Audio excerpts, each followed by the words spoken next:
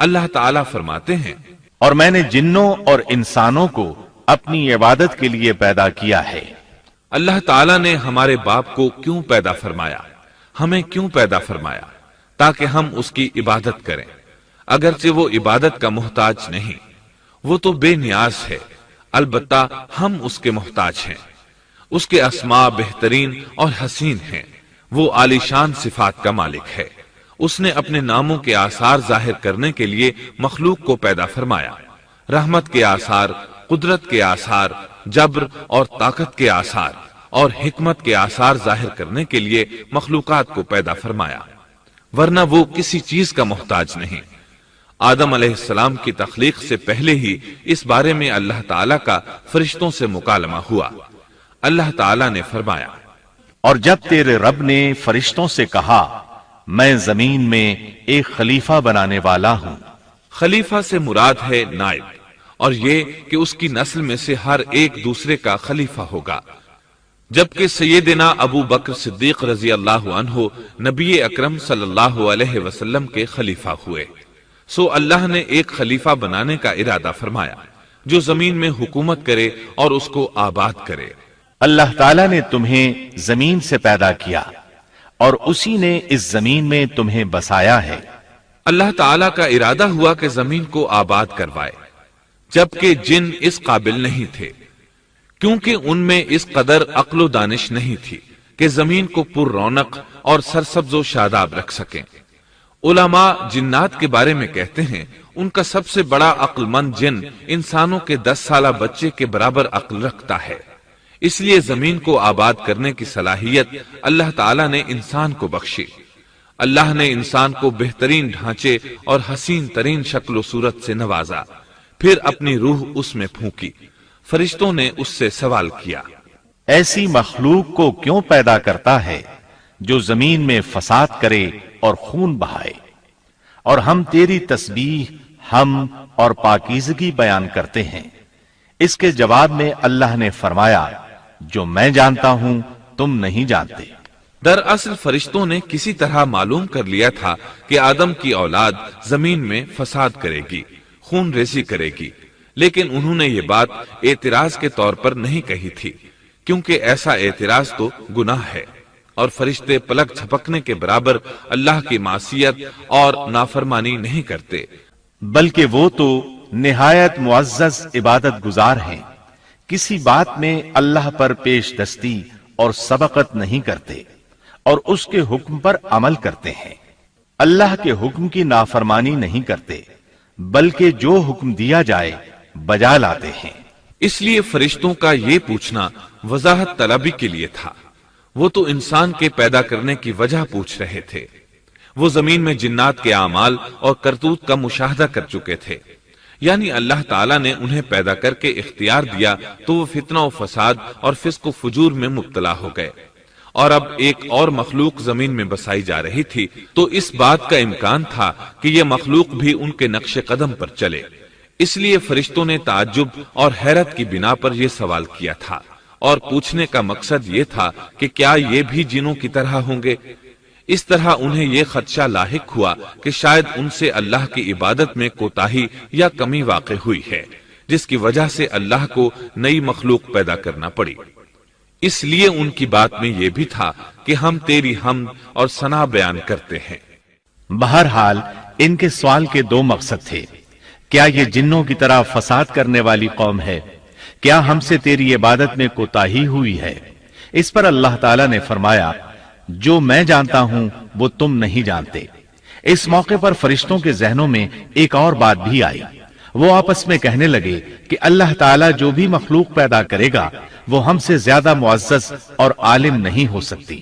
یعنی جب فرشتوں نے باقی مخلوقات کا جائزہ لیا، مثلا آسمان، زمین، پہاڑ، جن، چوپایوں وغیرہ کا، تو انہوں نے سوچا یہ ہم سے زیادہ مرتبے والی نہیں ہے، لہذا یہ مخلوق بھی پیدا ہو رہی ہے تو یہ ہم سے زیادہ مرتبہ نہیں رکھتی، یہ ہمارا خاص مقام ہے کہ اللہ کی تسبیح میں مصروف ہیں، کفر سے محفوظ ہیں، ہر حکم بجا لاتے ہیں، اللہ کے تمام احکامات پورے کرتے ہیں، आसमान और जमीन में उसका हुक्म नाफिज करते हैं और अल्लाह के नजदीक हम सबसे ज्यादा शरफ वाले हैं। लिहाजा अगर ये नई मखलूक इंसान भी पैदा हो जाए तो क्या हुआ, हमसे ज्यादा मुअज्जज और इल्म वाली तो नहीं होगी। बहरहाल जब अल्लाह ताला ने आदम को पैदा किया तो जमीन की मिट्टी लाने का हुक्म फरमाया। चुनाचे अल्लाह ताला के पास मिट्टी लाई गई। इमाम तिरमिजी, इब्ने हिब्बान और इमाम अहमद रहमतुल्लाह अलैहिम ने एक हदीस बयान की है जिसके अल्फाज कुछ यूं हैं। अल्लाह ताला ने आदम अलैहिस्सलाम को मिट्टी की एक मुट्ठी से पैदा फरमाया। इस मिट्टी को अल्लाह ताला ने पूरी जमीन से उठवाया था। यही वजह है कि आदम की औलाद जमीन के लिहाज से ही ज़हूर पजीर हुई। बाज सुर्ख रंग के हैं तो बाज स्याह और बाज सफेद और कुछ इसके दरमियान दरमियान में हैं। बाज नेक हैं, बाज खबीस और कुछ पाकीज़ा किस्म के हैं। इंसान की तख्लीक मिट्टी से शुरू हुई। इस मिट्टी को पानी से तर किया गया तो ये तीन बन गई। इसी वजह से कुरान मजीद की बाज आयात में तुराब का लफ्ज आया है। तुराब खुश्क मिट्टी को कहते हैं और बाज आयात में तीन का लफ्ज आया है। तीन तर और भीगी मिट्टी को कहते हैं। अल्लाह ताला फरमाते हैं खलक़हू मिन तुराब, यानी आदम को तुराब से पैदा किया गया। मिट्टी की आम हालत को तुराब कहते हैं। और फरमाया, जब आपके रब ने फरिश्तों से कहा कि मैं मिट्टी से बशर को पैदा करने वाला हूं, जब इस मिट्टी को पानी से ज्यादा भिगोया गया तो वो लेसदार होना शुरू हो गई। इसीलिए अल्लाह ताला ने फरमाया, हमने इंसान को लेसदार और चिपकने वाली मिट्टी से पैदा किया। फिर अल्लाह ताला ने अपने मुबारक हाथों से इंसान का ढांचा तैयार किया। अल्लाह ने फरमाया, खलक़तु बियदै, मैंने अपने दोनों हाथों से पैदा किया। अल्लाह ताला ने इंसान की खिलकत फरिश्तों के स्पुर्द न की, बल्कि बजाते खुद उसे तख्लीक के मराहिल से गुजारा और अपने हाथों से उसकी तस्वीर कशी की। अल्लाह ने इंसान को पहले एक मूर्ति की सूरत में ढाला, इसके बाद एक मुकर्रा मुद्दत तक छोड़े रखा, यहां तक कि गीली मिट्टी खुश्क हो गई और उसका रंग स्याह हो गया, बदबू आने लगी। फिर वो खनखनाती मिट्टी में बदल गई और आखिरकार आग पर पकी हुई मिट्टी यानी फखार ठेकरी की सूरत इख्तियार कर गई, जिससे मटके वगैरह तैयार किए जाते हैं। स्याह मिट्टी को हमा उन कहते हैं और बदबूदार को मसनून कहते हैं और खनखना कर बोलने वाली मिट्टी को सलसाल कहते हैं और ठीकरी की तरह की मिट्टी को अल फखार कहते हैं। मुख्तलिफ आयात में ये अल्फाज वारिद हुए हैं। हमने तुम्हें पैदा किया और फिर हम ही ने तुम्हारी सूरत बनाई और यकीनन हमने इंसान को खनखनाती खुश्क मिट्टी से पैदा किया जो कि बदबूदार और स्याह गारे से खुश्क हुई थी। अल्लाह ने इंसान को खनखनाती मिट्टी से पैदा किया जो कि ठीकरी की तरह थी। इन तमाम आयात करीमा में कोई तनाकुज, तारुज और इख्तिलाफ नहीं, इसलिए कि इन मुख्तलिफ आयात में इंसान को उसकी तख्लीक के मुख्तलिफ मराहिल की याद दहानी कराई गई है। खुलासा कलाम यह हुआ कि तख्लीक के अमल का पहला मरहला तुराब था, यानी आम हालत वाली खुश्क मिट्टी, फिर तीन यानी भिगोई हुई मिट्टी, फिर लेसदार मिट्टी यानी सलसाल, फिर ठीकरी की तरह की मिट्टी यानी फखार। और ये काम जुमे की आखिरी घड़ी में किया गया। और ये दिन अल्लाह के लिहाज से शुमार होने वाले दिनों में से हमारे दिनों की तरह न था। हमारे और अल्लाह के दिन मुख्तलिफ हैं। तख्लीक आदम दरअसल अल्लाह का करिश्मा है। इंसानों को एक सूरत अता की गई। इस मरहले का तस्करा बुखारी और मुस्नद अहमद की एक रिवायत में है। अल्लाह ने आदम को पैदा किया और उनका कद 60 हाथ या 60 मीटर लंबा था। तमाम जन्नती लोग इस कद्दे आदम के साथ जन्नत में दाखिल होंगे और उस वक्त से लेकर आज तक मखलूक का कद कम होता चला आ रहा है। बाद वाले लोग गुज़श्ता जमाने के लोगों से हमेशा छोटे कद के होते चले आ रहे हैं। बहरहाल सबसे पहले और सबसे लंबे इंसान आदम अलैहिस्सलाम थे। इमाम अहमद ने मुनफरिद तौर पर एक रिवायत बयान की है। اس میں رسول اکرم صلی اللہ علیہ وسلم نے آدم علیہ السلام کی لمبائی 60 ہاتھ یعنی 60 میٹر اور چوڑائی 7 ہاتھ بیان فرمائی ہے۔ سبحان اللہ!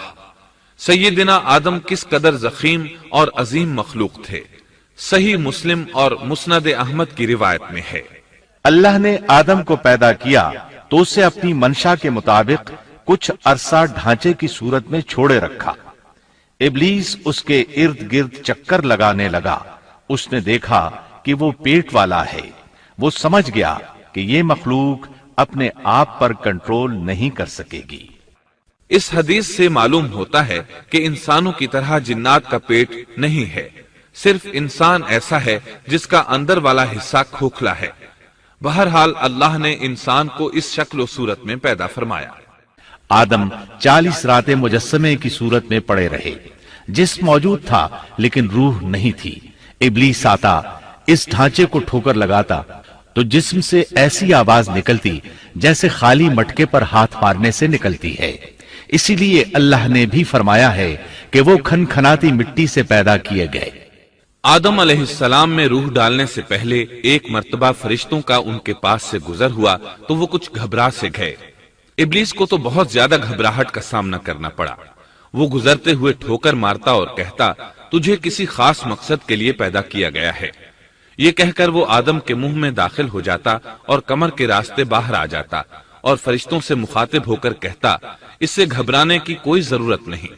اگر مجھے اس پر مسلط کر دیا گیا تو میں یقیناً اسے ہلاکت میں ڈال دوں گا، اور اگر اسے مجھ پر مسلط کر دیا گیا تو بلا شبہ میں اس کی نافرمانی کروں گا۔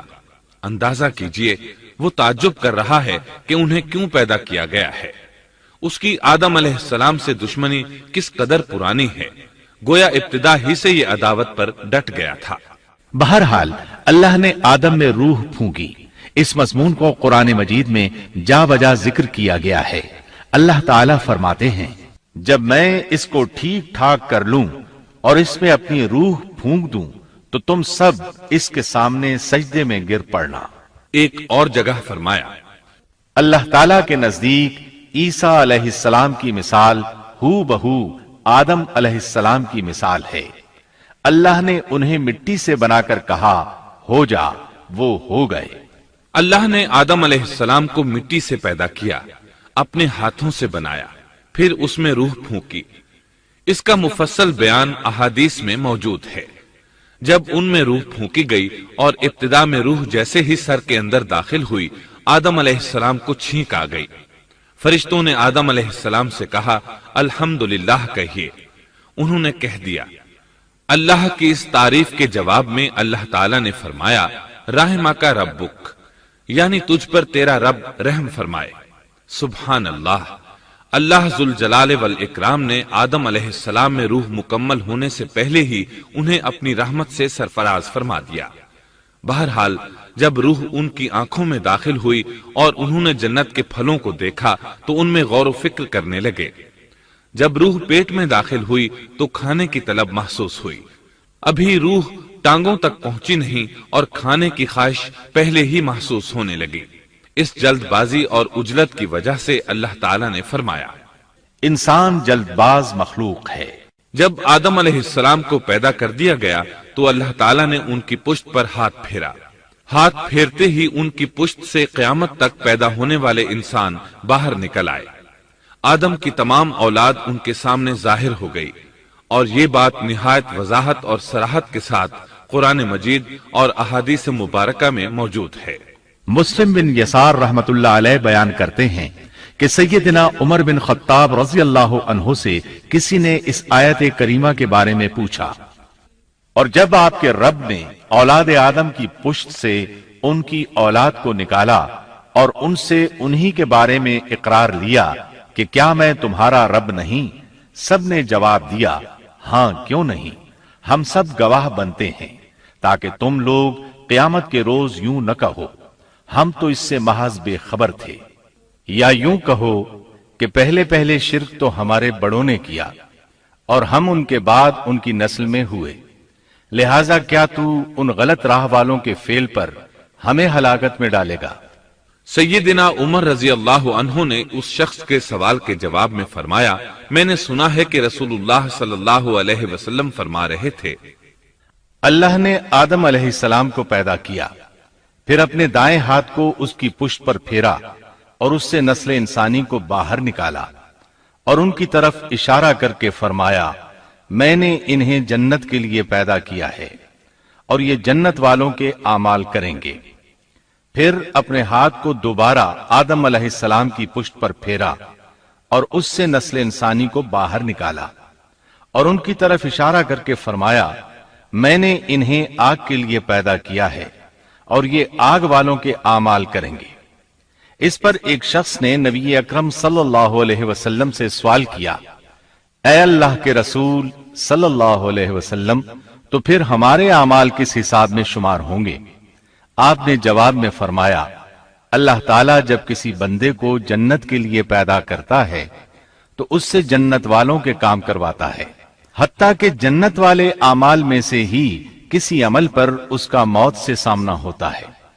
इस वजह से अल्लाह उसे जन्नत में दाखिल करता है, और जब अल्लाह किसी बंदे को आग के लिए पैदा करता है तो उसे आग वाले आमाल पर लगा देता है, यहां तक कि वो आग वाले आमाल में से किसी अमल पर मरता है। इसकी वजह से अल्लाह उसे आग में दाखिल कर देता है। हर शख्स के लिए उस काम में आसानी पैदा कर दी जाती है जिसके लिए वो पैदा किया गया है। लेकिन ये बात जहन में हर वक्त मौजूद रहनी चाहिए कि अल्लाह ने इंसान को इख्तियार दे रखा है कि वो अपनी अक्ल और फिक्र की रोशनी में अल्लाह के अहकामात पर अमल पैरा होकर खुद को जन्नती बना ले, या अक्ल का दुरुस्त इस्तेमाल न करते हुए शैतान का पटा गले में डाल ले और जहन्नम में जगह बना ले। ये तो अल्लाह ने इंसान को इख्तियार दे रखा है, उसकी मर्जी कि जन्नत वाले अमाल करे या जहन्नम वाले। हर इंसान में दोनों तरफ जाने की ताकत और सलाहियत मौजूद है। अल्लाह ने इंसान को मजबूर नहीं बनाया, अलबत्ता हर इंसान को जो भी रवैया इख्तियार करना था अल्लाह को उसका इल्म था, और उसका इल्म बरहक है, कतई है, उसमें कोई गलती नहीं हो सकती। इसलिए उसने अपने इल्म के मुताबिक तकदीर लिख दी। अब हम जो कुछ करते हैं तकदीर से मजबूर होकर नहीं करते, बल्कि अपने इख्तियार से करते हैं, और चूंकि तकदीर भी अल्लाह के हुक्म से लिखी गई, इसलिए इसमें भी कोई खता वाक़ई नहीं होती। लिहाजा तकदीर का ये मतलब नहीं कि इंसान तकदीर की बिना पर हिदायत मानने या ना मानने पर मजबूर है, ऐसी बात कत्तन नहीं। और दुरुस्त बात यह है कि तकदीर का मसला बहुत ज्यादा पेचीदा है और मुश्किल तरीन मसाइल में से है, यहाँ इसकी तफसील का मौका नहीं। जब अल्लाह ने आदम अलैहिस्सलाम को पैदा कर लिया और उसमें अपनी रूह फूंक दी तो फरिश्तों को हुक्म दिया कि आदम को सजदा करें। इब्लीस एक बहुत नेक और बुजुर्ग जिन था, उसने कभी अल्लाह की नाफरमानी नहीं की थी। इसी बिना पर वो बुलंद मर्तबा पाकर फरिश्तों में शामिल हो चुका था, लेकिन फरिश्तों की जिन्स से कतन नहीं था। अल्लाह ने उसे इताअत और फरमाबरदारी का सिला दिया था, उसकी इज्जत और इकराम करते हुए आसमान में बसाया था। लम्हा भर के लिए भी उसने अल्लाह की नाफरमानी नहीं की थी। और फिर अल्लाह ने आदम को सजदा करने का हुक्म दिया, और इस हुक्म के मुखातब फरिश्ते और इब्लीस थे। सिर्फ फरिश्तों के लिए यह हुक्म नहीं था, बल्कि इब्लीस भी इस हुक्म में शामिल था, क्योंकि अल्लाह ताला फरमाते हैं, और यकीनन हमने तुम्हें पैदा किया, फिर हम ही ने तुम्हारी सूरत बनाई। फिर हमने फरिश्तों से कहा कि आदम को सजदा करो, तो सिवाय इब्लीस के सभी ने सजदा किया। वो सजदा करने वालों में शामिल न हुआ। अल्लाह ताला ने फरमाया, तुझे किस चीज ने सजदे से रोक दिया, जबकि मेरा हुक्म तेरे लिए भी था। तो इससे साबित हुआ इस हुक्म में फरिश्तों के साथ इब्लीस भी शामिल था, क्योंकि कुरान में इज अमरतुक के अल्फाज हैं। इसका मतलब है कि मैंने तुझे हुक्म दिया था। और फिर इब्लीस ने जवाब में ये नहीं कहा कि तूने तो मुझे हुक्म ही नहीं दिया था, बल्कि उसने सजदा न करने की वजह ये बताई। उसने कहा, मैं सजदा क्यों करूं, मैं इससे बेहतर हूं, इसलिए कि तूने मुझे आग से पैदा किया और इसे मिट्टी से। अल्लाह ने हुक्म दिया, तू इससे नीचे उतर जा। غرض جب ابلیس نے نافرمانی کی، سرکشی اور تکبر کا مظاہرہ کیا تو اس وقت اللہ تعالیٰ اور اس کے درمیان مکالمہ ہوا۔ اللہ نے اس کی سرکشی دیکھ کر اسے سزا دیتے ہوئے فرمایا، اس جنت سے اتر جا، تجھے کوئی حق حاصل نہیں کہ تو اس جنت میں رہ کر تکبر کرے۔ ابلیس نے جواب میں کہا، مجھے قیامت کے دن تک مہلت دے دیجئے، یعنی اتنی لمبی عمر دے دیجئے کہ میں قیامت تک زندہ رہوں، موت نہ آئے۔ اللہ نے فرمایا، تجھے مہلت دے دی گئی، لیکن ایک وقت مقررہ تک۔ اور جب شیطان اس طرف سے مطمئن ہو گیا کہ اسے مہلت مل گئی، تب اس نے کہا، چونکہ تو نے مجھے گمراہ کر دیا ہے، اس وجہ سے میں قسم کھاتا ہوں کہ میں انسانوں کی گمراہی کے لیے تیرے سیدھے راستے پر بیٹھ جاؤں گا، پھر ان کے آگے سے، ان کے پیچھے سے، ان کے دائیں سے، ان کے بائیں سے، ان کے پاس آؤں گا، اور آپ ان میں سے اکثر لوگوں کو شکر گزار نہیں پائیں گے۔ اللہ تعالیٰ نے شیطان کا رد کرتے ہوئے فرمایا، یہاں سے ذلیل و خوار ہو کر نکل جا۔ ان میں سے جو شخص بھی تیرا حکم مانے گا، میں ایسے تمام گمراہوں سے جہنم کو بھر دوں گا۔ جو انسان بھی تیرا پیروکار بنے گا، وہ جہنم کا مستحق اور حقدار ٹھہرے گا۔ ایک اور مقام پر اللہ تعالیٰ فرماتے ہیں، جب ہم نے فرشتوں کو حکم دیا کہ آدم کو سجدہ کرو تو ابلیس کے سوا سب نے سجدہ کیا۔ اس نے کہا، کیا میں اسے سجدہ کروں جسے تو نے مٹی سے پیدا کیا ہے؟ اچھا دیکھ لے، اسے تو نے مجھ پر فضیلت دی ہے، اگر مجھے بھی تو نے قیامت تک ڈھیل دی تو میں سوائے چند لوگوں کے اس کی اولاد کو گمراہ کروں گا۔ اس پر اللہ نے فرمایا، جا، ان میں سے جو بھی تیرا فرمانبردار ہو جائے گا تو تم سب کی سزا جہنم ہے، جو پورا پورا بدلہ ہے۔ ان میں سے تو جسے بھی اپنی آواز کے ساتھ بہکا سکتا ہے بہکا لے، اور ان پر اپنے سوار اور پیادے چڑھا لا، یعنی اپنے گھڑ سوار لشکر اور پیدل لشکر کو چڑھا کر لے آ، اور اپنا ہر داؤ، ہر ترکیب اور ہر اسلحہ استعمال کر لے، اور ان کے مالوں اور اولاد میں بھی شرکت کر لے، اور تو انہیں دل بہلانے والے وعدے دے لے، یعنی ان کے برے اعمال بنا سنوار کر انہیں دکھا، اور غلط خواہشات دلا، جنت، دوزخ اور دوبارہ زندہ نہ ہونے کے وعدے دے، اور ان سے شیطان کے جتنے بھی وعدے ہوتے ہیں سب کے سب سراسر فریب ہیں۔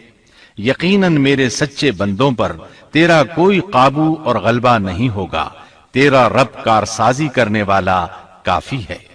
اسی طرح بہت سی آیات میں پہلی معصیت الہی کا ذکر کیا گیا ہے۔ سب سے پہلا نافرمان ابلیس ملعون تھا۔ وہ خبیث اللہ کے سامنے تکبر اور انات سے بھرپور جواب دیتا رہا۔ اسی وجہ سے اللہ نے اسے کافر کا لقب دیا۔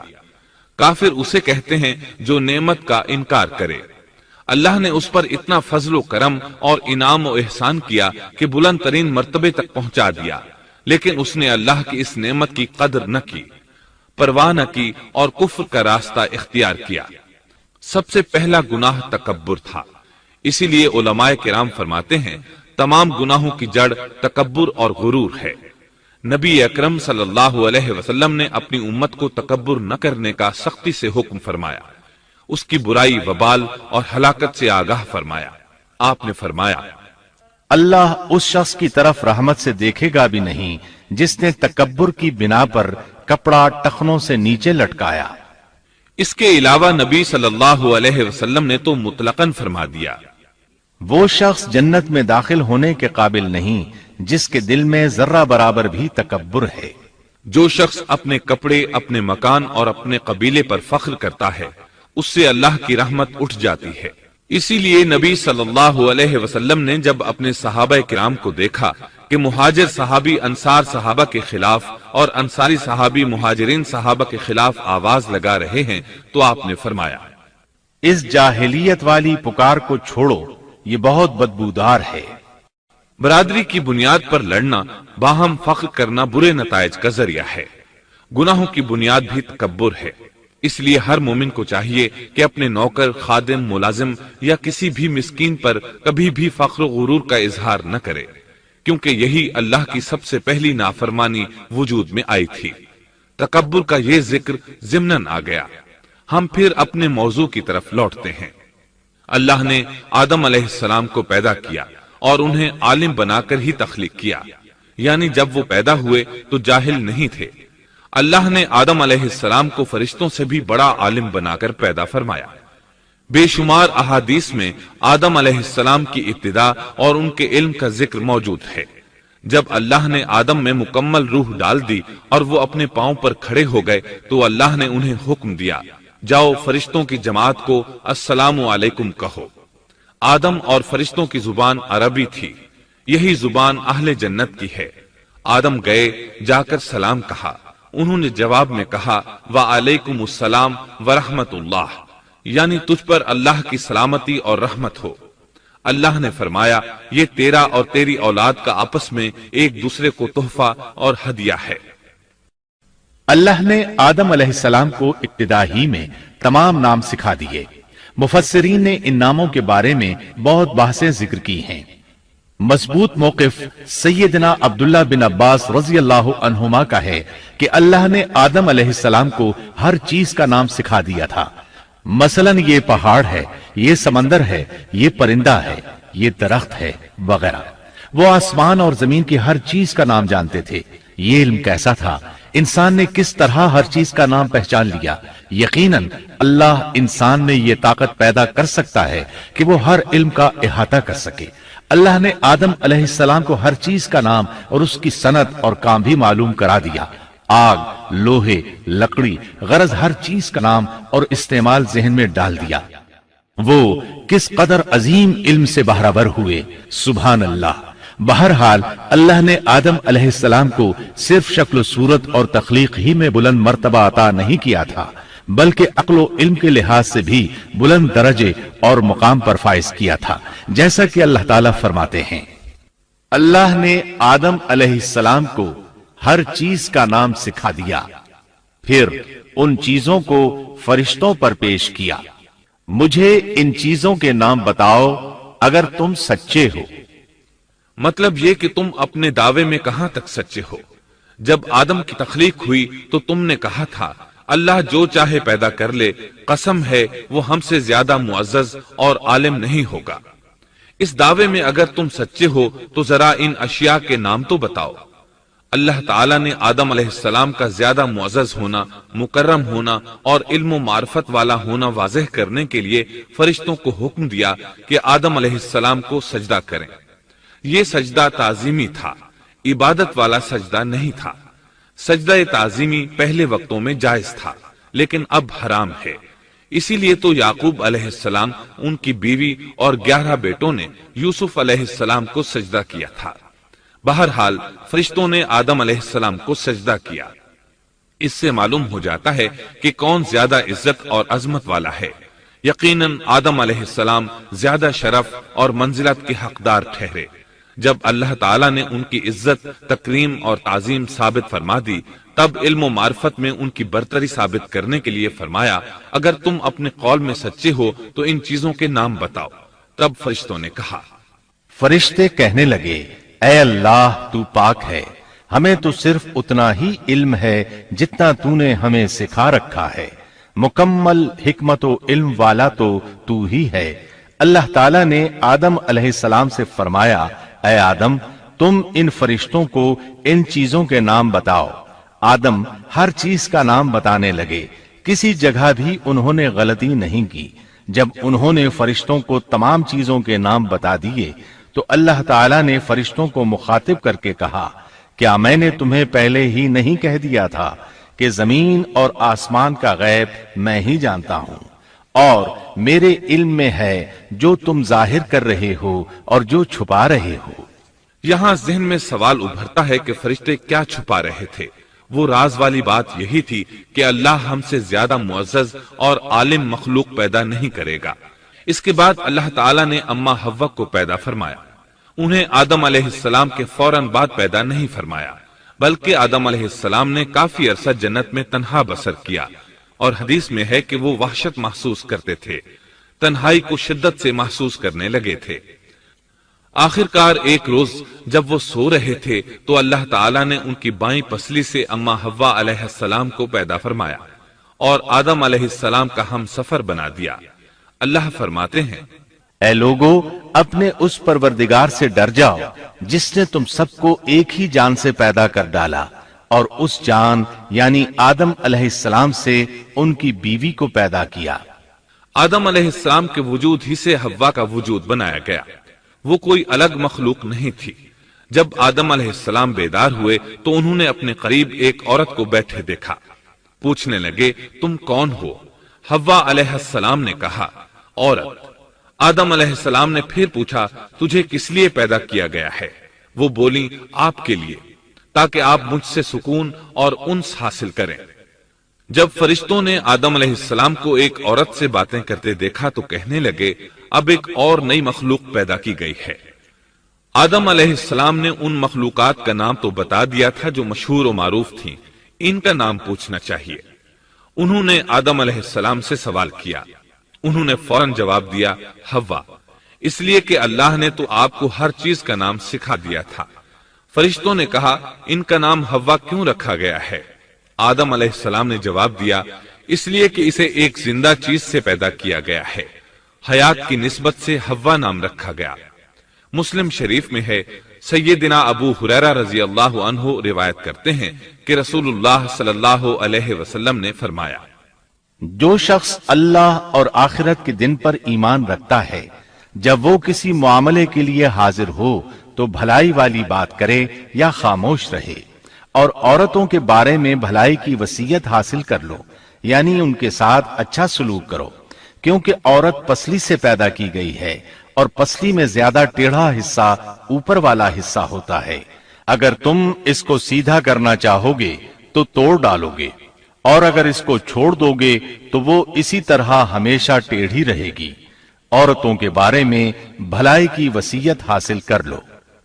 مطلب یہ کہ اسی حالت میں گزر بسر کرو، عورتوں کے بارے میں بھلائی کی وصیت حاصل کر لو۔ اس حدیث کا مطلب یہ ہے کہ عورتوں پر جبر کر کے زبردستی ان کی طبیعت کو بدلا نہیں جا سکتا، اور عورت ذات کو نہایت نرمی اور پیار سے رکھو۔ ان کی طبیعتوں میں ٹیڑھا پن ہے، وہ کبھی جذبات سے مغلوب ہو جاتی ہے اور عقل کھو بیٹھتی ہے۔ اگر کوئی اسے سیدھا کرنا چاہے تو اس سے لا تعلقی، دوری اور طلاق کی نوبت آ جائے گی۔ اگر اسے چھوڑ دو گے تو ٹیڑھا پن برقرار رہے گا۔ مرد کو بہت حوصلے سے اس صورتحال کو سنبھالنا چاہیے۔ احادیث میں سیدنا ابراہیم علیہ السلام کی زوجہ سیدہ سارہ علیہ السلام کا قصہ موجود ہے۔ وہ حوا علیہ السلام کے بعد کائنات کی سب سے زیادہ خوبصورت عورت تھی۔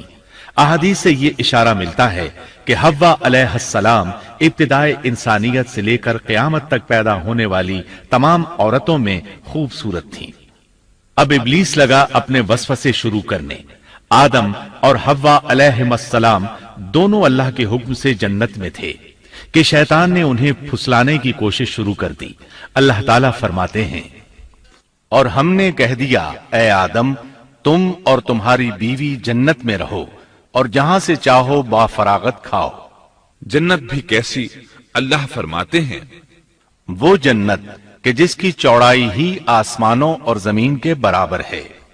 سو اس جنت میں سے جو چاہو سو کھاؤ، کچھ بھی منع نہیں سوائے ایک درخت کے، چنانچہ ارشاد ہوا اور ہم نے کہا اے آدم تم اور تمہاری بیوی جنت میں رہو، پھر جس جگہ سے چاہو با فراغت کھاؤ، اور اس درخت کے پاس مت جاؤ ورنہ ظالموں میں سے ہو جاؤ گے۔ ایک اور جگہ فرمایا اور جب ہم نے فرشتوں سے کہا کہ آدم کو سجدہ کرو تو ابلیس کے سوا سب نے سجدہ کیا۔ ابلیس نے انکار کیا تو ہم نے کہا اے آدم یہ تیرا اور تیری بیوی کا دشمن ہے، خیال رکھنا ایسا نہ ہو کہ وہ تم دونوں کو جنت سے نکلوا دے اور تو مصیبت میں پڑ جائے۔ یہاں تو تجھے آرام ہے، نہ تو بھوکا ہے اور نہ ننگا، اور نہ تو یہاں پیاسا ہوتا ہے، نہ دھوپ سے تکلیف اٹھاتا ہے۔ گویا اللہ نے سیدنا آدم علیہ السلام کو وسوسے سے پہلے ہی خبردار کر دیا تھا۔ ان آیات سے یہ بھی پتا چلا کہ انسان سے ابلیس کی عداوت اور دشمنی ابتدا ہی سے چلی آ رہی ہے، اور یہ بھی ثابت ہوا کہ جو لوگ کہتے ہیں کہ انسان ابتدا میں ننگا تھا ان کا قول صحیح نہیں، اس لیے کہ اللہ تعالیٰ نے جنت میں بھی آدم علیہ السلام پر لباس رکھا اور زمین میں بھی لباس نازل کر دیا۔ जैसा कि अल्लाह ताला फरमाते हैं, ए आदम की औलाद, हमने तुम पर लिबास को नाजिल किया जो तुम्हारी शर्मगाहों को छुपाता है और जीनत का सबब भी है, और तकवा का लिबास इससे भी बेहतर है। लिहाजा आदम इब्तिदा में नंगे नहीं थे। उन्हें तो नंगेपन का इल्म ही नहीं था, न ही उनकी बीवी को बरहना होने का इल्म था। अल्लाह ने आदम अलैहिस्सलाम को कामिल नेमतों से नवाजा, भूख न प्यास, यहां तक कि प्यास के असबाब से भी महफूज, न गर्मी और न धूप, फिर बे इंतहा हुस्न व जमाल, मशक्कत न तकलीफ, बदबख्ती न बदकिस्मती। आदम और हव्वा अलैहिस्सलाम के दिलों में वसवसा डालने के बारे में भी कुरान ने रोशनी डाली है। फिर शैतान ने उन दोनों के दिलों में वसवसा डाला। ये वसवसा उसने उन दोनों को तमा दिलाने की सूरत में पूरा किया, और ये तमा दिलाई कि इस दरख्त को खाने से हमेशगी और बका मिलती है और कभी न खत्म होने वाली बादशाहत हासिल होती है। और इस वसवसे का मकसद ये था ताकि उनका पर्दा बदन जो एक दूसरे से पोशीदा था, दोनों के रूबरू बेपर्दा कर दे। उनकी शर्मगाहों को नंगा करने के लिए उसने ऐसा किया। वो दोनों कपड़े में मलबूस थे, सतर ढांप रखा था। जब उन्होंने इस दरख्त से खाया तो लिबास नीचे गिर गया, दोनों बराहना हो गए। यही शैतान चाहता था कि उन्हें बराहना कर दे, अल्लाह की नाफरमानी पर उकसाए। इरशाद होता है, शैतान ने उन्हें वसवसा डाला, कहने लगा, ए आदम, क्या मैं तुझे दायमी जिंदगी का दरख्त और वो बादशाहत न बतला दूं जो कभी पुरानी न हो? जब तुम इस दरख्त से खाओगे तो हमेशा जिंदा रहने वाले बन जाओगे और जबरदस्त बादशाहत हासिल कर लोगे। उसने ये तमन्ना भी दिलाई। तुम्हारे रब ने तुम दोनों को इस दरख्त से इसलिए मना किया है कि तुम दोनों फरिश्ते न बन जाओ या हमेशा जिंदा रहने वाले न बन जाओ। यानी तुम इस दरख्त से खा लोगे तो फरिश्ते बन जाओगे और हमेशा कायम दायम रहोगे। फिर वो वसवसा डालते हुए झूठी कस्में खाने लगा, जैसा कि इरशाद होता है, और उन दोनों के रूबरू कस्में खाने लगा कि यकीन आ जाए मैं आपका खैर खा हूं। अल्लाह की कसम खाने लगा, और उस वक्त से झूठी कस्मों की इब्तिदा हुई। उसने उन दोनों को फरेब देकर बहका लिया, जैसा कि फरमाया, फदल्लाहुमा बिगुरूर, यानी धोखे से उन्हें फुसलाया, हालांकि उन्हें किसी चीज की कमी नहीं थी। भला वहां क्या मुहताजी हो सकती थी? जन्नत में सुकून से जिंदगी बसर कर रहे थे। जन्नत से बढ़कर क्या चाहिए? हमेशा के लिए जन्नत मिल चुकी थी। अल्लाह ताला फरमाते हैं, उन दोनों ने जब दरख्त को चखा, दोनों का पर्दा बदन एक दूसरे के रूबरू खुल गया। दोनों अपने बदनों पर दरख्तों के पत्ते जोड़ जोड़ कर रखने लगे। कपड़े उतरने पर दोनों को हया आई, इसलिए कि इंसान की फितरत में बराहना होने की नापसंदीदगी शामिल है। बराहना हो गए तो कोई लिबास नहीं था, इसलिए दरख्तों के पत्ते जोड़कर जिस्म ढांपने लगे। हदीस में आया है, आदम भागने लगे तो अल्लाह ने पुकारा, आदम मुझसे भागते हो? आदम बोले, अल्लाह, मैं शर्म की बिना पर भाग रहा हूं और इस वजह से कि तेरे सामने बराहना कैसे रहूं, फिर ये कि नाफरमानी का इर्तिकाब भी कर चुका हूं। यहां एक सवाल पैदा होता है, दोनों में से पहले खाने वाला कौन था? इस बारे में राजिह कौल ये है कि वो हव्वा अलैहिस्सलाम थी। उन्हीं ने आदम अलैहिस्सलाम को तमा दिलाते हुए इस गलती पर आमादा किया था, जैसा कि बुखारी शरीफ में नबी अकरम सल्लल्लाहु अलैहि वसल्लम ने फरमाया, अगर हव्वा न होती तो कोई औरत अपने खावंद से खियानत न करती। हव्वा अलैहिस्सलाम ने उन्हें गलती में मुब्तला किया था। अगर हव्वा अलैहिस्सलाम न होती तो आदम भी खयानत में मुब्तला न होते और ना मासियत में मुब्तला होते। तब अल्लाह ने उन्हें पुकारा, क्या मैंने तुम दोनों को इस दरख्त से नहीं रोका था? और क्या ये नहीं कहा था कि शैतान तुम्हारा खुला दुश्मन है? अब तवज्जो तलब बात यह है कि उस मौके पर दोनों ने क्या तर्ज अमल इख्तियार किया। क्या वो दोनों अपनी मासियत पर बजिद रहे और तकब्बुर करने लगे, जैसा कि इब्लीस ने सजदा करने से इनकार किया था और फिर लगा था अपनी मासियत पर इसरार करने, या उन दोनों ने तौबा कर ली? जी हां, दोनों ने तौबा कर ली, जैसा कि कुरान मजीद में आता है। दोनों ने कहा, ऐ हमारे रब, हमने अपना बड़ा नुकसान किया, और अगर तू हमारी मगफिरत न करेगा और हम पर रहम न करेगा तो वाकई हम खसारा पाने वालों में से हो जाएंगे। इस किस्से में एक सवाल ये जहन में पैदा होता है कि जब सैयदना आदम अलैहिस्सलाम को इब्लीस ने सजदा न किया तो अल्लाह ताला ने उसे मरदूद बनाकर जन्नत से निकाल दिया। फिर वो सैयदना आदम अलैहिस्सलाम को उस दरख्त के करीब किस तरह ले गया जबकि वो जन्नत से बाहर हो चुका था। कुरान करीम में इस बारे में ये अल्फाज आए हैं, फिर शैतान ने उनके दिलों में वसवसा डाला। ये वसवसा उसने कैसे डाला जबकि वो जन्नत से निकाला जा चुका था?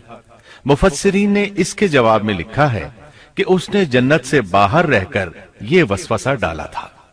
जैसे आजकल तार और बगैर तार के आवाज को दूर दराज इलाकों तक पहुंचाया जा सकता है, ऐसे ही शैतान ने अपनी ताकत से ये वसवसा उनके दिलों तक पहुंचाया।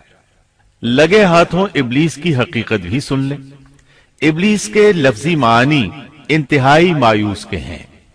ये रांदा दरगाह होने के बाद हमेशा हमेशा के लिए अल्लाह की रहमत से मायूस हो गया था, इसलिए उसे ये लक़ब मिला, वरना रिवायात की रूह से उसका असल नाम अज़ाज़ील था। पहले ये जिन्नात में से था। अपने रब ताला की इताअत से निकलकर इब्लीस हुआ। इसका इल्म नाकिस था, मिजाज नापाक था, वो गुरूर और तकब्बुर में मुब्तला हो गया था। यहां ये बात भी जहन नशीन कर लें कि अंबिया खता और गुनाह से पाक होते हैं। उन पर अल्लाह ताला की मुस्तकिल हिफाजत और निगरानी कायम रहती है। अगरचे अंबिया भी इंसान होते हैं और तमाम इंसानी तकाजे उन्हें लाहिक होते हैं, लेकिन उनके अमल और इरादे में किसी किस्म की बदी और शर का अमल दखल कतन नहीं होता। उनका हर कौल और अमल बल्कि हर हरकत और सुकून की हालत भी इंसानियत के लिए बेहतरीन नमूना होते हैं। अलबत्ता बशर होने की वजह से भूल का इम्कान होता है, ताहम भूल हो जाने की सूरत में उन्हें फौरन ही खबरदार कर दिया जाता है। भूल हो जाना बशरी तबीयत का खासा है। अल्लाह ताला ने हर इंसान की फितरत में ये चीज रखी है। अंबिया से भूल चूक हो जाने में भी अल्लाह ताला की कई एक हिकमतें पोशीदा हैं। मसलन बहुत सी कौमें अपने नबियों के मोजज़ात देखकर उनमें रबूबियत की सिफात की कायल हो गई। यहां तक कि बाज कौमों ने अपने नबियों को अल्लाह या अल्लाह का बेटा भी जाना। जब अंबिया से भूल और लग़ज़िशें हुई तब गोया लोगों पर यह वाज़ेह किया गया कि ये इलाह नहीं है। इलाह होते तो किस तरह इनसे भूल हो सकती थी। इससे यह बताना भी मकसद था कि अंबिया इंसान ही होते हैं, कोई मावराई मखलूक नहीं होते। सैयदना आदम अलैहिस्सलाम के वाक़े पर गौर करने से यह हकीकत मजीद वाज़ेह हो जाती है कि सैयदना आदम अलैहिस्सलाम की ये लग़ज़िश गुनाह नहीं थी। ममनुआ दरख्त का फल खाते ही सैयदना आदम अलैहिस्सलाम और अम्मा हव्वा का लिबास उतर गया था। इस लिबास के बारे में मुफस्सिरीन ने लिखा है कि वो लिबास दरअसल नूर का था, यानी वो जन्नत का खास लिबास था जो सिर्फ उसी आलम में पहना जा सकता है। अल्लाह ताला ने अपने फजलो करम से जन्नत में उनकी सतरपोशी का इंतजाम फरमा दिया। अल्लाह का हुक्म हुआ, जन्नत से उतर जाओ, तुम आपस में एक दूसरे के दुश्मन होगे और तुम्हारे वास्ते जमीन में रहने की जगह है और एक वक्त तक नफा हासिल करना है। फरमाया, तुम वहीं जिंदगी बसर करोगे और वहीं मरोगे और वहीं से दोबारा निकाले जाओगे। कुरान मजीद के दीगर मकामात में भी इस किस्से की तफसील मौजूद है। मसलन फरमाया, और इससे कब्ल हमने आदम से एक आहद लिया था मगर वो भूल गए और हमने उनमें कोई अज़्म नहीं पाया। अल्लाह ताला फरमाते हैं, और जब हमने फरिश्तों से कहा आदम को सजदा करो तो इब्लीस के सिवा सबने सजदा किया, उसने साफ इनकार कर दिया। तो हमने कहा, ऐ आदम, یہ تیرا اور تیری بیوی کا دشمن ہے، خیال رکھنا ایسا نہ ہو وہ تم دونوں کو جنت سے نکلوا دے اور تو مصیبت میں پڑ جائے۔ یہاں تو تجھے یہ آرام ہے کہ نہ تو بھوکا ہوتا ہے اور نہ ننگا، اور نہ تو یہاں پیاسا ہوتا ہے اور نہ دھوپ سے تکلیف اٹھاتا ہے۔ لیکن شیطان نے اسے وسوسے میں ڈال دیا، کہنے لگا میں آپ کو دائمی زندگی کے درخت اور وہ بادشاہت بتلاؤں جو کبھی پرانی نہ ہو۔ چنانچہ ان دونوں نے اس درخت سے کھایا، پس ان کے ستر کھل گئے اور وہ بہشت کے پتے اپنے اوپر چپکانے لگے۔ آدم نے اپنے رب کی نافرمانی کی، پس بہک گیا۔ پھر اس کے رب نے نوازا، اس کی طرف توجہ فرمائی اور اس کی رہنمائی کی۔ حکم ہوا تم دونوں یہاں سے اتر جاؤ، تم آپس میں ایک دوسرے کے دشمن ہو۔ اب تمہارے پاس جب کبھی میری طرف سے ہدایت پہنچے تو جو میری ہدایت کی پیروی کرے نہ تو وہ بہکے گا نہ تکلیف میں پڑے گا، ہاں جو میری یاد سے روگردانی کرے گا اس کی زندگی تنگی میں رہے گی، اور بروز قیامت ہم اسے اندھا کر کے اٹھائیں گے۔ آدم علیہ السلام زمین پر اترے اور اپنے رب سے توبہ کے کلمات سیکھ لیے۔ وہ کلمات یہ ہیں: اے ہمارے رب، ہم نے اپنا نقصان کیا، اور اگر تو نے ہم پر مغفرت و رحمت نہ فرمائی تو ہم خسارہ اٹھانے والوں میں سے ہو جائیں گے۔ آدم علیہ السلام زمین پر اترے اور ان کے ساتھ حوا علیہ السلام بھی اتری، اور ان کے ساتھ ہی ابلیس کو بھی اتارا گیا۔ یہ کس جگہ پر اترے اس بارے میں اختلاف پایا جاتا ہے، لیکن ابن عباس رضی اللہ عنہ کی بات راجح محسوس ہوتی ہے کہ آدم علیہ السلام کو ہند میں اور حوا علیہ السلام کو جدے میں اتارا گیا۔ جب آدم علیہ السلام اتر آئے تو حوا علیہ السلام کی تلاش شروع کر دی، زمین میں ان کی تلاش میں سرگرداں ہوئے۔ آخر کار میدان عرفات میں دونوں کی ملاقات ہو گئی۔ چونکہ میدان عرفات میں دونوں نے ایک دوسرے کی معرفت حاصل کی تھی اور ان کا آپس میں تعارف ہوا تھا، لہٰذا اسی مناسبت سے اس میدان کا نام عرفات مشہور ہو گیا۔ پھر اللہ تعالیٰ نے زمین کے اندر انسانوں کو پھیلانا شروع کیا اور زمین کو مردوں اور عورتوں سے آباد کر دیا۔ امام طبری رحمت اللہ علیہ بیان کرتے ہیں کہ حوا علیہ السلام نے آدم علیہ السلام کے لیے 20 ولادتوں میں 40 بچوں کو جنم دیا۔ ہر بار 2 بچوں کو جنم دیتی تھی، ایک لڑکا ہوتا ایک لڑکی۔ سب سے پہلا جوڑا قابیل اور اس کی بہن قمیم کا تھا۔ پھر انسانوں کی افزائش شروع ہوئی، آبادی میں اضافہ ہونے لگا۔ اللہ نے آدم علیہ السلام ہی کو ان کا نبی متعین کر دیا، وہ انہیں دین سکھاتے رہے۔ اس وقت تمام لوگ موحد تھے، خالص توحید کو اپنانے والے تھے، یعنی کان الناس امۃ واحدہ، تمام لوگ ایک ہی امت کے تھے، ان میں شرک کا شائبہ بھی نہ تھا۔ ابن جریر اور ابن کثیر رحمہم اللہ نے ابو موسیٰ اشعری رضی اللہ عنہ کی روایت بیان کی ہے، اللہ نے جب آدم علیہ السلام کو جنت سے زمین پر اتارا تو انہیں ہر چیز کی کاریگری اور صنعت کا علم تھا۔ جب وہ اترے تو عالم بھی تھے، لباس میں ملبوس بھی تھے، کام کاج کے تمام طریقوں سے باخبر بھی تھے، لوہے، آگ، لکڑی اور کپڑے کے استعمال سے بھی بخوبی واقف تھے۔ ہمارے برعکس وہ ان کاموں کو اپنی ابتدا ہی سے جان چکے تھے، کیونکہ ہم سب لوگوں کا حال یہ ہے کہ جب تک سکھایا نہ جائے ہمیں کچھ نہیں آتا۔ آج کے دور میں بعض افریقی قبائل کے افراد وحشیانہ اور غیر مہذب زندگی گزارتے ہیں۔ علماء کا کہنا ہے کہ یہ لوگ زمین پر رہنے والوں میں سے گمراہ ترین انسان ہیں۔ انہوں نے بہترین زندگی ضائع کر دی اور گھٹیا زندگی کو پسند کیا۔ تہذیب و تمدن کا آغاز چونکہ ابتدائے آفرینش سے ہے، اس لیے ہر انسان کی فطرت میں تہذیب کی سوجھ بوجھ موجود ہے۔ بہرحال آدم علیہ السلام کے بعد انسانی مخلوق کی تعداد روز بروز بڑھتی چلی گئی اور انسانی کمزوریوں کی بنا پر گناہ شروع ہو گئے۔ زمین پر سب سے پہلے ہونے والی معصیت قابیل کے ہاتھوں اپنے بھائی حابیل کے قتل کی صورت میں سامنے آئی۔ اللہ تعالیٰ نے قرآن مجید میں قابیل اور اس کے بھائی حابیل کا قصہ بیان کیا ہے۔ قابیل قرخت اور درشت طبیعت کا مالک تھا، جبکہ اس کا بھائی حابیل رحم دل اور نرم طبیعت تھا۔ قابیل کھیتی باڑی کرتا تھا اور حابیل مویشی چراتا تھا۔ حابیل کے نرم دل ہونے کی ایک وجہ اس کا بکریاں چرانا تھا۔ क्योंकि एक चरवाहा अपनी बकरी को भूखा देखकर उसे चारा खिलाए बगैर नहीं रहता, नहीं वो किसी बकरी को प्यासा देखकर उसे भूल जाता है। अपने जानवर पर उसकी ताकत से ज्यादा बोझ भी नहीं लादता। बनी नौ इंसान की तादाद में इजाफे के लिए उस वक्त ऐसा कानून था जो अब हराम है, और वो है बहन के साथ निकाह।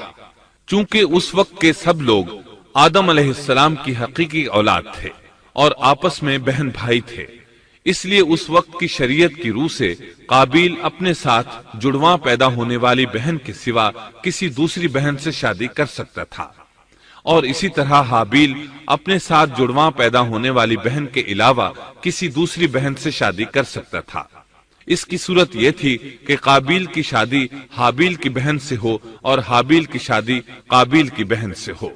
लेकिन हुआ ये कि हाबिल की बहन खूबसूरती में काबिल की बहन से कम थी, इसलिए काबिल ने हाबिल की बहन से शादी करने से इनकार कर दिया और अपनी जुड़वां बहन से शादी की ख्वाहिश जाहिर की। लेकिन ऐसा करना आदम अलैहिस्सलाम की शरीयत में हराम था। आप नबी भी थे और रसूल भी। रसूल और नबी में फर्क यह है कि रसूल पर शरीयत और अहकाम नाजिल होते हैं, लेकिन नबी पर शरीयत नाजिल नहीं होती। अलबत्ता उसकी तरफ वही नाजिल होती है और मोजज़ात अता किए जाते हैं, जबकि शरीयत सिर्फ रसूलों ही पर नाजिल की जाती है। आदम अलैहिस्सलाम भी चूंकि रसूल थे, इसलिए उनकी शरीयत में यह कानून था कि कोई शख्स अपने साथ जुड़वां पैदा होने वाली बहन के साथ शादी नहीं कर सकता। काबिल इस शरई हुक्म की वजह से गजबनाक हो गया। उसने ताज्जुब का इजहार करते हुए इस कानून को मानने से इनकार कर दिया। आदम अलैहिस्सलाम ने इन दोनों के दरमियान फैसला करते हुए इन्हें हुक्म दिया कि दोनों अल्लाह के हुजूर एक हदिया पेश करें। हदिया उस जानवर को कहते हैं जिसे अल्लाह के नाम पर ज़बह करके फुकरा में तकसीम कर दिया जाए। इससे मकसूद अल्लाह के लिए अपनी नीयत को खालिस करना होता है। इस अमल को कुर्बानी कहा जाता है। आदम अलैहिस्सलाम के जमाने में कुर्बानी का जो कानून था, उसके कबूल होने की निशानी तय थी, और वो ये कि आसमान से एक आग नमूदार होती और उस कुर्बानी को जला देती। इसका मतलब था कुर्बानी कबूल हो चुकी है, और अगर आग कुर्बानी को न जलाती तो समझ लिया जाता कि कुर्बानी कबूल नहीं हुई। आखिर कुर्बानी का दिन आ पहुंचा। हाबिल ने अपने मवेशियों में से एक बेहतरीन जानवर लिया और कुर्बान गाह में लाकर अल्लाह के हुजूर पेश कर दिया। दूसरी तरफ काबिल ने अपनी खेती के गल्ले में से रद्दी किस्म का गल्ला कुर्बानी के लिए पेश किया। दूसरे दिन दोनों कुर्बान गाह पहुंचे तो उन्होंने देखा कि हाबिल की कुर्बानी कबूल हो चुकी है, जबकि काबिल की कुर्बानी को आग ने छुआ तक नहीं था। ये देखकर काबिल हाबिल पर गजबनाक हुआ। शैतान ने भी उसे वसवसे में मुब्तला किया कि अपने भाई को कत्ल कर दे। उसने अपने भाई हाबिल को जान से मार डालने का पुख्ता इरादा कर लिया। उस वक्त तक रूए जमीन पर कोई इंसान कत्ल नहीं हुआ था। इंसानी तारीख में यह पहला कत्ल है जिसका इर्तिकाब काबिल ने किया। वो अपने भाई हाबिल के पास गया और उससे बोला, मैं तुझे कत्ल कर दूंगा। जवाब में हाबिल ने कहा, अगर तू मुझे कत्ल करने की कोशिश करेगा तो मैं अपने दिफा में हाथ नहीं उठाऊंगा, इसलिए कि मैं चाहता हूं तू अपने दीगर गुनाहों के साथ मेरे कत्ल का गुनाह भी उठा ले, तेरे गुनाह ज्यादा हो जाएं। चुनाचे एक तारीख रात में हाबिल सोया हुआ था कि काबिल एक बड़ा सा पत्थर उठाकर उसके पास आया। उसने वो पत्थर अपने भाई के सर पर दे मारा। इस तरह उसने हाबिल को कत्ल कर दिया। रूए जमीन पर कत्ल की इब्तिदा कर दी। जमीन को पहले खून से रंग दिया। तारीख इंसानी में ये सबसे पहला जुर्म था जो काबिल के हाथों हुआ। कत्ल तो वो कर बैठा, अब हैरान और परेशान हुआ कि उसकी लाश का क्या करे। उस वक्त तक नस्ले इंसानी मौत से भी दो चार नहीं हुई थी।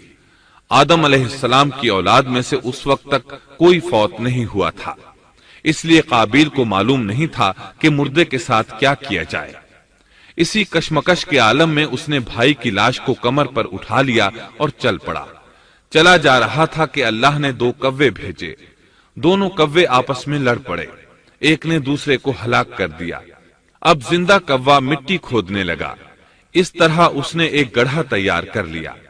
मुर्दा कव्वे को उसमें रखा और ऊपर मिट्टी डाल दी। اس طرح قابیل کو دفن کا طریقہ معلوم ہوا۔ اس نے بھی گڑھا کھودا اور حابیل کی لاش کو اس میں دبا دیا۔ وہ اپنے کیے پر نادم ضرور تھا، لیکن اس نے اللہ سے معافی نہ مانگی، جبکہ انسان کے لیے ضروری ہے کہ اس سے کوئی گناہ ہو جائے تو اللہ سے معافی مانگے۔ قابیل اور حابیل کے درمیان جو مکالمہ ہوا، اللہ تعالیٰ نے اس کا ذکر سورہ مائدہ آیت 27 تا 29 میں کیا ہے۔ اللہ فرماتے ہیں، آدم علیہ السلام کے دونوں بیٹوں کا کھرا کھرا حال بھی انہیں سنا دو۔ ان دونوں نے ایک نذرانہ پیش کیا، ان میں سے ایک ہی نذر تو قبول ہو گئی اور دوسرے کی قبول نہ ہوئی تو وہ کہنے لگا میں تجھے مار ہی ڈالوں گا۔ اس نے کہا اللہ تقوی والوں ہی کا عمل قبول کرتا ہے، گو تو میرے قتل کے لیے دسترازی کرے، لیکن میں تیرے قتل کے لیے ہرگز اپنا ہاتھ نہیں بڑھاؤں گا۔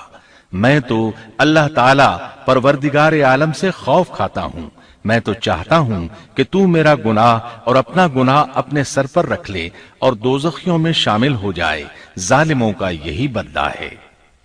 اس کا مطلب یہ تھا کہ تیرے اور گناہوں کے ساتھ میرے قتل کا گناہ بھی تیرے ذمہ لگے اور تو ظالموں میں سے ہو جائے۔ حابیل کے قتل کے بعد قابیل پر جو گزری اس کا ذکر اللہ نے سورہ مائدہ آیت 30 اور 31 میں کیا ہے۔ پس اسے اس کے نفس نے اپنے بھائی کے قتل پر آمادہ کر دیا اور اس نے اسے قتل کر ڈالا، اس سے وہ نقصان والوں میں سے ہو گیا۔ پھر اللہ تعالیٰ نے ایک کوے کو بھیجا جو زمین کھود رہا تھا تاکہ اسے دکھائے کہ وہ کس طرح اپنے بھائی کی ناش کو چھپا سکتا ہے۔ وہ کہنے لگا ہائے افسوس، کیا میں ایسا کرنے سے بھی گیا گزرا ہو گیا کہ اس کوے کی طرح اپنے بھائی کی لاش کو دفنا دیتا۔ پھر تو بڑا ہی پشیمان اور شرمندہ ہوا۔ امام احمد، ترمذی اور ابو داود نے سیدنا سعد بن ابی وقاص رضی اللہ عنہ سے روایت کی ہے کہ انہوں نے سیدنا عثمان رضی اللہ عنہ کی شہادت کے فتنے کے وقت فرمایا میں گواہی دیتا ہوں کہ رسول اکرم صلی اللہ علیہ وسلم نے فرمایا تھا ایک بہت بڑا فتنہ رونما ہوگا، اس میں بیٹھنے والا کھڑے ہونے والے سے بہتر ہوگا اور کھڑا ہونے والا چلنے والے سے بہتر ہوگا اور چلنے والا دوڑنے والے سے بہتر ہوگا۔ کسی نے کہا اگر کوئی میرے گھر میں داخل ہو کر میری طرف ہاتھ بڑھائے تاکہ وہ مجھے قتل کر دے تو آپ صلی اللہ علیہ وسلم نے فرمایا تو آدم علیہ السلام کے بیٹے کی طرح قتل ہو جا، یعنی اس فتنے میں قتل ہو جانا، حابیل کی سنت پر عمل کرتے ہوئے خود ہاتھ نہ اٹھانا، قاتل کہلانے کی بجائے مقتول ہونے کو پسند کرنا۔ اسی طرح مسند احمد کی ایک روایت میں ہے رسول اللہ صلی اللہ علیہ وسلم نے فرمایا دنیا میں جب بھی کوئی ظلم سے قتل ہوتا ہے تو اس کا گناہ آدم علیہ السلام کے پہلے بیٹے قابیل کی گردن پر ضرور ہوتا ہے، اس لیے کہ وہ پہلا شخص ہے جس نے ظالمانہ قتل کی ابتدا کی اور یہ ناپاک طریقہ جاری کیا۔ اس حدیث سے اس جرم کی نوعیت کا بخوبی اندازہ ہوتا ہے کہ اللہ تعالیٰ نے اس کو صرف ایک قتل قرار نہیں دیا بلکہ اس کو ایک گھناؤنی حرکت قرار دیا۔ قیامت تک آنے والے لوگ جو اس گناہ کے مرتکب ہوں گے ان کا کچھ گناہ قابیل کے حساب میں ڈالا جائے گا۔ حابیل کو قتل کرنے کے بعد قابیل نے اپنی بیوی کو ساتھ لیا اور دور دراز نرم زمین کے پاس جا کر رہائش پذیر ہو گیا اور آدم علیہ السلام کے سامنے تک نہ ہوا۔ آدم علیہ السلام پہاڑوں کے قریب ایک بستی میں رہ رہے تھے، یہ ان سے بہت دور جا بسا تھا۔ اس طرح قابیل کا آدم علیہ السلام سے رابطہ بالکل ختم ہو گیا اور اس سے ایک نئی نسل کی ابتدا ہوئی۔ فحاشی اور اریانی کو ان کے ہاں عروج حاصل تھا۔ عبادت یہ لوگ اگرچہ اللہ ہی کی کرتے تھے لیکن آدم علیہ السلام کی شریعت کے خلاف بے حیائی کے دل دادا تھے۔ تقوی کی قلت، احکام الہی کی نافرمانی اور فحاشی کا فروغ ان کے شب و روز کا معمول تھا۔ اس کے بعد لوگ دو گروہوں میں تقسیم ہو گئے، شریر اور برے لوگ قابیل کے ساتھ مل گئے اور آدم علیہ السلام کے دیگر بیٹے اور نیک لوگ آدم علیہ السلام کے ساتھ مل گئے۔ آدم علیہ السلام 960 سال زندہ رہے۔ ان کی کل عمر تو 1000 سال تھی لیکن 40 سال کم کر دی گئی۔ سیدنا ابو ہریرہ رضی اللہ عنہ بیان کرتے ہیں کہ रसूलुल्लाह सल्लल्लाहु अलैहि वसल्लम ने फरमाया, जब अल्लाह ने आदम अलैहिस्सलाम को पैदा फरमाया तो उनकी पीठ पर हाथ फेरा। इस तरह क़यामत तक जितने इंसान पैदा होने वाले थे उनकी रूहें वजूद में आ गईं। फिर हर इंसान की आंखों के दरमियान एक नूर रखकर आदम अलैहिस्सलाम के सामने पेश किया। उन्होंने पूछा, या अल्लाह, ये कौन है? अल्लाह ने फरमाया, ये तेरी औलाद है। इनमें से एक की पेशानी की चमक आदम अलैहिस्सलाम को बहुत अच्छी लगी। उन्होंने पूछा, या अल्लाह, ये कौन है? जवाब मिला, ये तेरी औलाद में से बहुत दूर जाकर हैं। इनका नाम दाऊद है। पूछा, इनकी उम्र कितनी है? फरमाया, 60 साल। आदम अलैहिस्सलाम कहने लगे, या अल्लाह, 40 साल मेरी उम्र में से इनकी उम्र में शामिल कर दे। इस सिलसिले में दूसरी रिवायत यूं आई है, जब आदम अलैहिस्सलाम की रूह कब्ज करने के लिए फरिश्ता आया तो वो कहने लगे, मेरी उम्र में तो अभी 40 साल बाकी हैं। उस वक्त उनकी उम्र 960 साल थी। अंबिया अपनी उम्र से वाकिफ होते हैं। फरिश्ते ने कहा, क्या आपको याद नहीं, आपने अपनी उम्र के 40 साल अपनी औलाद दाऊद को हिबा कर दिए थे। रसूलुल्लाह सल्लल्लाहु अलैहि वसल्लम ने फरमाया, चूंकि आदम अलैहिस्सलाम ने इनकार किया तो उनकी औलाद भी इनकार की आदी है। आदम अलैहिस्सलाम खुद भूल गए, उनकी औलाद भी भूलती है। आदम अलैहिस्सलाम ने खता की, उनकी औलाद भी खता करती है।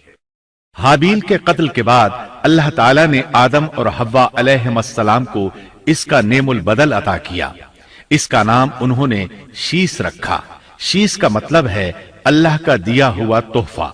हाबील के कत्ल पर आदम और हव्वा अलैहिस्सलाम दोनों बहुत गमगीन हुए, इसलिए अल्लाह ने बदले में उन्हें शीस अलैहिस्सलाम अता फरमाए। सैयदना अबू जर गिफारी रजी अल्लाह अन्हु से मरवी एक सही हदीस में है कि रसूलुल्लाह सल्लल्लाहु अलैहि वसल्लम ने फरमाया, अल्लाह ताला ने 104 सहीफे नाजिल फरमाए।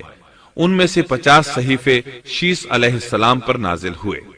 इन सहीफों में ऐसे कवानीन, उसूल और जाबिते थे जिनसे इंसानियत की जिंदगी मुनज़्ज़म होती है।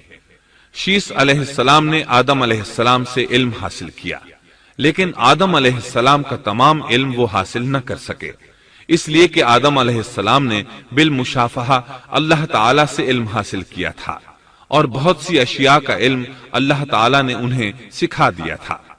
इसलिए वो तमाम उलमा से बढ़कर आलिम थे।